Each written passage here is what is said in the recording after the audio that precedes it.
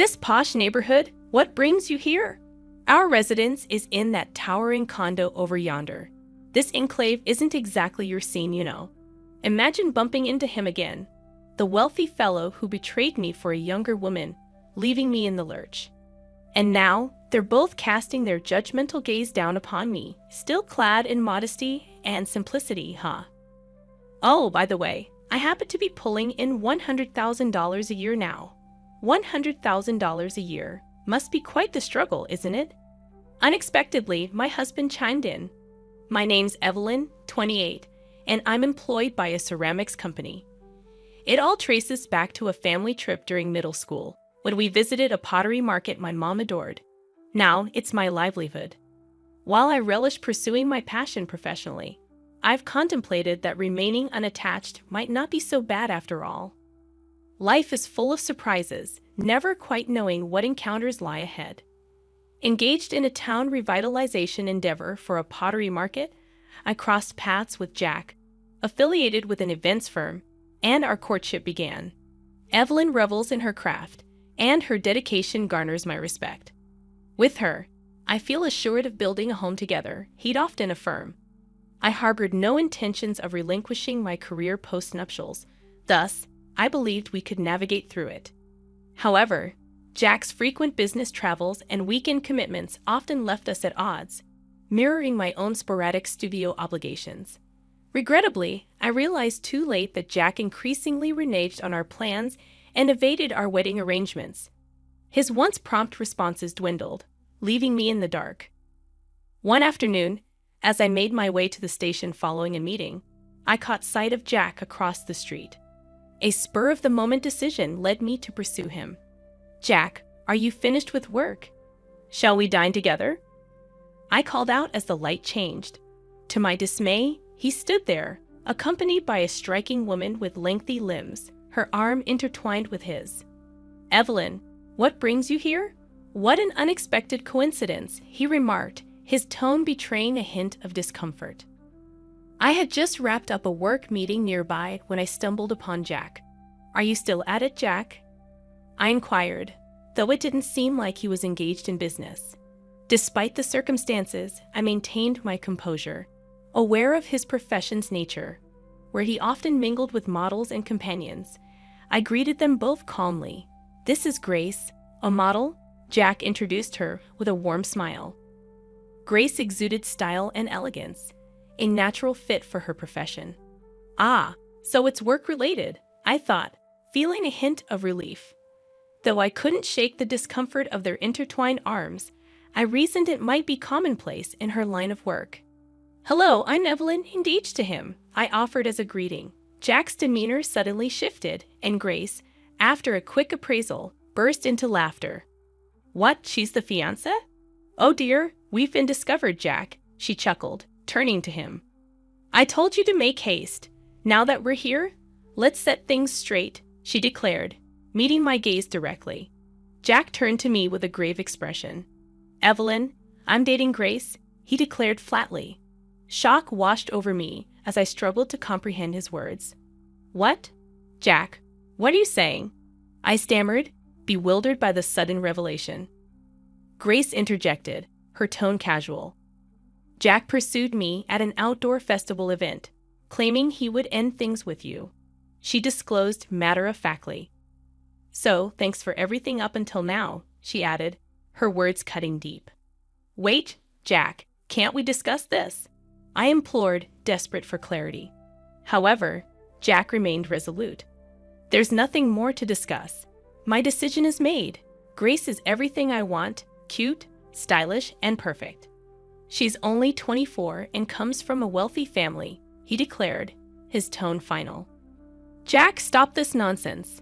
Just because my dad's a CEO doesn't mean I'll accept this, Grace interjected, her frustration evident. I'm going to marry Grace and become part of her family, Jack asserted, his resolve unwavering. You're quitting your job? I questioned, incredulous at the turn of events. The reality of the situation began to sink in, my engagement shattered, my future uncertain. Do you not love your work anymore? Grace inquired. It's more lucrative than my current job, Jack explained. Oh, and make sure to cancel the wedding venue. Don't worry, I'll cover the cancellation fee since it's my fault. Wow, Jack, that's so responsible, Grace commended. I just want to be with Grace as soon as possible, so cool. I managed to keep my composure, preventing myself from fainting.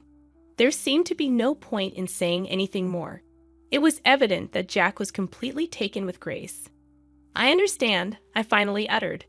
I can't cry yet, not in front of these people. Keep working hard, covered in dirt, I added as they walked away, arms still intertwined, laughter trailing behind them. 2 years post my breakup with Jack, as I turned 30, I remained dedicated to my work. Now, I held no regrets about that man. In fact, I considered myself fortunate not to have married only to be deceived later on. That's how I perceived it. The process of crafting pottery energized me, and someone had been silently observing my efforts. Andrew, a craftsman at the pottery studio I had collaborated with for years. Despite initially thinking he was solely interested in ceramics, Andrew invited me to dinner. On the third occasion, he confessed his feelings. Surprised but also elated, I respected him as a craftsman. However, burdened by a significant trauma from my past, I hesitated to enter a new relationship. With honesty, I disclosed everything to him. I had announced my engagement at work and among the pottery studio associates, so he was already aware of its cancellation. He listened quietly, offering his usual kind smile. That must have been tough, he acknowledged empathetically. Yes, I was actually shocked when I heard you were getting married. I believed it was only natural for someone as exceptional as you to have a partner, and I'd often blamed myself for not making a move sooner. His words caught me off guard. When you attempted to smile and announce the cancellation of your marriage, I wanted to offer my support immediately, but I understood you needed time. So I threw myself into my work, hoping to create pottery that would bring you comfort. Since then, you've been on my mind, and believe it or not, I've garnered some attention. Perhaps it's because of my grandfather's wealth, but I've been approached by several women, even dated a few. However, none of it brought me the excitement I find in working with clay. He spoke sincerely, not to boast or joke, and as I observed him, I realized how genuine he was. He looked directly at me. Evelyn, you're the first person I've ever wanted to make happy, he confessed. As laughter bubbled up within me, I felt a warmth in my heart. With him, everything felt right. It was a natural happiness I hadn't experienced before. I'm looking forward to it, I found myself saying. A year later, Andrew and I exchanged vows. Our colleagues at the company and in the pottery studio celebrated with us. Initially, we maintained 2 residences, one in his family's mansion near the pottery studio, which astonished me to learn belonged to his wealthy grandfather, and the other, an apartment in the city center near my workplace. Today, we found ourselves in an interior shop, furnishing our apartment. Unexpectedly, a voice cut through the air. Is that plain Jane over there, Evelyn? It had been over 3 years, but Jack, my former fiancé, stood before us. With him was his model wife, Grace, whom he had married as he declared. Grace, once lively in social media and magazines, appeared different, less charming, her expression harsher. Jack's sneering smile betrayed a lack of his usual energy. Hey, this is a fancy neighborhood. What are you doing here? He taunted. Do you need a permit to shop in such a place? This store is expensive, not your typical scene, especially for someone like you, still clinging to that plain and poor aesthetic, huh? Their unchanged, condescending attitude left me feeling disgusted, and I harbored no expectations for an apology. That's right, if someone as uncool as you hangs around, it'll lower the store's reputation. People might think we're poor too. Jack jeered, his unsolicited bragging only adding to the annoyance. Did you come all the way here?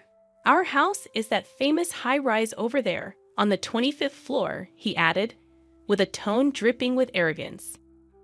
Their relentless provocation grated on me, but I knew arguing would be futile. So I chose to remain silent, disliking the idea of dignifying their remarks with a response. Jack, however, persisted.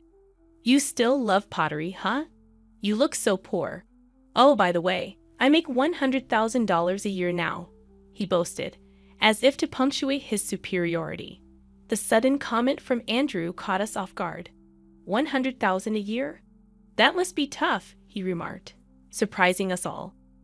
Wait, who's this guy? Jack inquired, finally acknowledging my husband's presence. Nice to meet you, I'm Andrew. Evelyn used to work with you, I believe, Andrew introduced himself politely. They seemed momentarily taken aback, only to quickly revert to their mocking tone. Wow, you got married. Well, plain people suit each other, really, Jack sneered, dismissing Andrew. What's with that tough comment earlier? He challenged, glaring at my husband. Living on the 25th floor of that high-rise and making only $100,000? That's right, I make $100,000, he continued, his arrogance oozing. With grace, Andrew responded, Unfortunately, we're not struggling. Is that so? Your wife doesn't look too happy, though. What's wrong, Grace? He retorted, his words cutting through the air. Undeterred by their laughter, Andrew took my hand, signaling our departure. Dealing with people who lack a future will only lead to trouble. Let's leave quickly, he urged me, his voice calm but firm. As we walked away, their insults and false bravado faded into the distance. Don't be sore losers. Don't come here again. Don't pretend you're from around here, Andrew replied, unfazed by their mockery. But we do live in opulent towers, he continued as they burst into laughter, fabricating obvious lies out of jealousy. With dignity intact, we left, ignoring their taunts and choosing to rise above their petty remarks.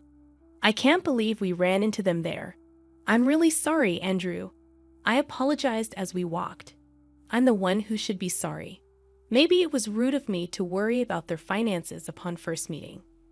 This is why I'm told I can't read the room, my husband replied with a hint of seriousness. I almost burst into laughter at his response. It wasn't him who was rude, clearly, but living in that high-rise so close to us, I'd hate to run into them again. Our apartment was near theirs, and we had considered their building, but we're glad we chose differently, my husband replied reassuringly. It's okay. They won't be there much longer. Weren't that woman's parents wealthy? Do you know their name? I was stunned, not understanding what he meant. A few days later, as my husband and I were leaving the entrance, Jack's voice suddenly called out. There you are. You really do live here. Jack and Grace appeared, and I was surprised. Why are you here? Help us? We're being kicked out of the high-rise. Why? For not paying rent. Then it's only fair. This had nothing to do with us. Wait, we were allowed to delay payment until now, but suddenly they won't wait anymore, all because of your husband, Grace shouted. How is that my husband's fault? I interjected, feeling the tension rise. Your husband owns that high-rise, Grace exclaimed, her face flushed with frustration. It's not me, it's Dad. What? It originally belonged to my grandfather, but now I think it's in Dad's name. Well, it doesn't matter. The management company said if we don't pay, they'll start eviction proceedings. That's only natural. It's not a charity, Jack explained. What? That's why I said $100,000 a year must be tough. What do you mean by that? Jack shouted in confusion. With a combined income of $100,000, a couple could live quite comfortably. But the rent for the 25th floor, there is $5,000 a month, right? He added, his voice tinged with disbelief. I assume you factored in taxes? What? And on top of that, you're indulging in brands. It's almost like you're heading toward bankruptcy, Grace criticized sharply. Grace, you were the one who wanted to live there. When did we start falling behind on rent? Jack questioned, confusion etched across his face. It's because of the socializing on the high floors, expensive lunches, spas, bags, and jewelry. I have to have the best, or I won't be taken seriously. You could simply choose not to associate with such people. What is keeping up appearances so important that you go into debt for it? Jack raised his voice, seemingly in shock. You mean we're in debt on top of not paying rent? That's the hardship of staying on top among the upper floors, he continued, incredulous. As a model, I can't be seen in shabby clothes. There's hardly any modeling work for you now, right? That explains why she's been out of sight lately. It's tough in that industry, constantly new and younger faces. I murmured, earning a fierce glare from Grace. Shut up, you plain Jane. Damn it, Grace, you said you'd handle the finances, and now you're telling me we're not even paying rent. Jack confronted Grace. But her parents are rich, right? You always bragged about that. They should help. I offered what sounded like helpful advice. Evelyn, her family's business has been struggling since last year, and they're not in a position to help. Andrew interjected calmly. Wait, perhaps that's why they can't afford the rent now. Maybe they were getting help from her family before. Wait, how do you know about Dad's company? Jack's tone shifted, his disbelief evident. My grandfather is a conglomerate chairman. What conglomerate? We're talking serious wealth here, Andrew explained calmly. Your father's company used to have dealings with us, but not anymore, Andrew continued, maintaining his composure. Then why didn't you say that when we met last time? It's unseemly to brag about such things. Are you mocking me? Jack's irritation surfaced. Andrew is a renowned potter. Customers wait months for his ceramics. We're also creating affordable items to reach more people, and our online sales always sell out. My husband never relied on his grandfather's money. Don't lump us together with you, I intervened, setting the record straight. After smiling, my husband returned to a serious expression and looked at Jack and Grace. Normally, if rent is 3 months overdue, the contract can be terminated and eviction proceedings start. After that, if there's still no payment, forced eviction follows in 2 to 3 months. That's clearly stated in your high-rises contract. Andrew explained matter-of-factly. We waited 5 months because we believed Grace's story, that she pleaded for more time, saying her husband was ill and their income had decreased. What the hell are you doing, Grace? Jack's face turned pale, and Grace was nearly in tears. We looked into it, my husband said simply. I learned about their past from Evelyn, but we're happy now, and running into them was just a coincidence. So what? But what did you say when you met Evelyn again? Not a word of apology, just insults. That's unacceptable, that's ridiculous, and I was genuinely worried.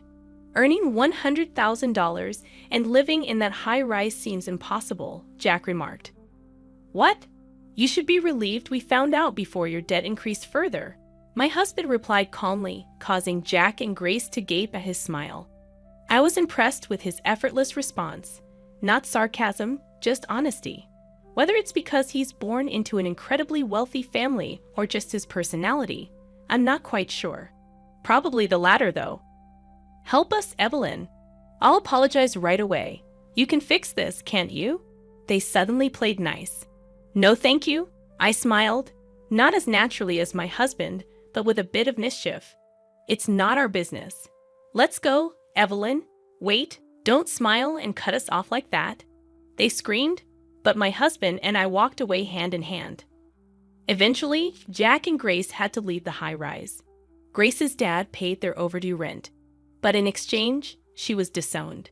Her family's business was struggling, and Jack's income had dropped too. They'd spent recklessly to keep up appearances, and now her parents demanded repayment for the rent and refused to help. Dismayed by Grace, Jack was considering divorce. If he left all the money management to her, wasn't he partly to blame? Grace had borrowed from shady sources, now chased by dubious debt collectors. Meanwhile, my husband and I were discussing new designs for our popular pottery series at the workshop.